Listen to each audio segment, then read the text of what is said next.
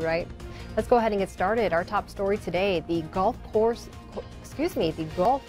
of Texas is bracing for Hurricane Harvey, expected to make landfall tonight as a Category 3 hurricane. Mandatory evacuations are underway in certain areas. Business owners and residents boarded up their properties. The National Hurricane Center warns the storm is life-threatening and could bring days of heavy rain. The state of Florida executed a man last night with an anesthetic never before used in a lethal injection in the U.S. Critics say the drug had not been proven in an execution. Mark Asay is also the first white man executed in Florida for killing a black man. Closer to home, the cost to fight all the fires burning up in western Montana soar higher each day, with 7 new fires breaking out in the northern Rockies region, along with multiple large fires still growing. That $127 million price will keep climbing for weeks. The Lolo Peak fire is now at $26.5 million, making it the most expensive fire in western Montana this season. And with about 1,200 personnel working the blaze, that total is jumping about $1 million per day. The Sunrise Fire, burning above the lower Clark Fork Valley, has cost $26.4 million so far. The Sapphire Complex racked up $26 million to fight as of Thursday morning. Rice Ridge, burning above Seeley Lake, has cost nearly $18 million to fight. The Liberty Fire, burning about 40 miles northeast of Missoula, tops $11 million, while costs at the Myers Fire near Phillipsburg are nearly $20 million. On to court news. Montana's self-proclaimed mountain man who kidnapped a woman near Big Sky in 1984 and killed the man who came to rescue her is now free. 86-year-old Don Nichols was paroled from prison on Wednesday after serving 32 years of his 85-year prison sentence. Nichols and his son Dan kidnapped U.S. Olympian Carrie Swinson while she was jogging. Swinson was held captive in the woods for 2 days and chained to a tree. Nichols shot and killed Alan Goldstein when he stumbled across the campsite.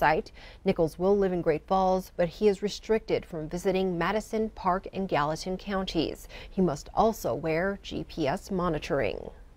Meanwhile, the Billings vigilante who shot at suspected shoplifters as they fled the Rimrock Mall in February now faces his own charges.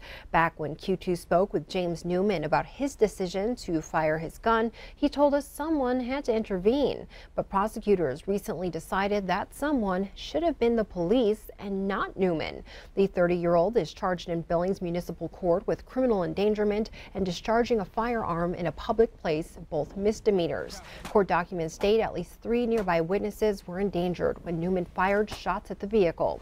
Newman is not in custody. It's unknown if the suspected shoplifters were ever charged.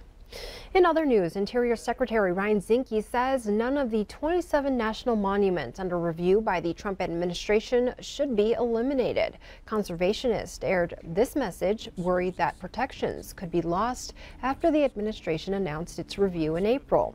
Zinke announced on Thursday he won't eliminate any monuments, but he will recommend boundary adjustments and other changes to a, quote, handful of monuments. Zinke promised none of the sites will revert to state or private ownership, and he added public access for hunting, fishing, or grazing should be maintained or expanded.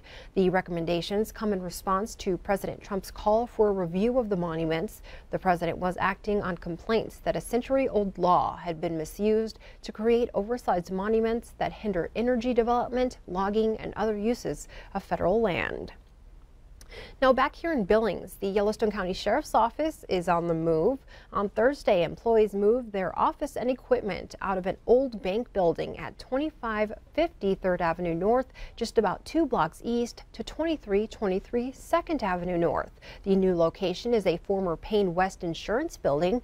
It's about 20,000 square feet, which is about 4,000 square feet bigger than the former space. $1.8 million for the building plus $435,000 in renovations brings the total to $2.3 million for the county. Sheriff Mike Linder says the office will be up and running in the new building at 3 o'clock on Friday afternoon. Elsewhere, Billings will have some special guests next week when 7 crew members from the USS Billings come to town.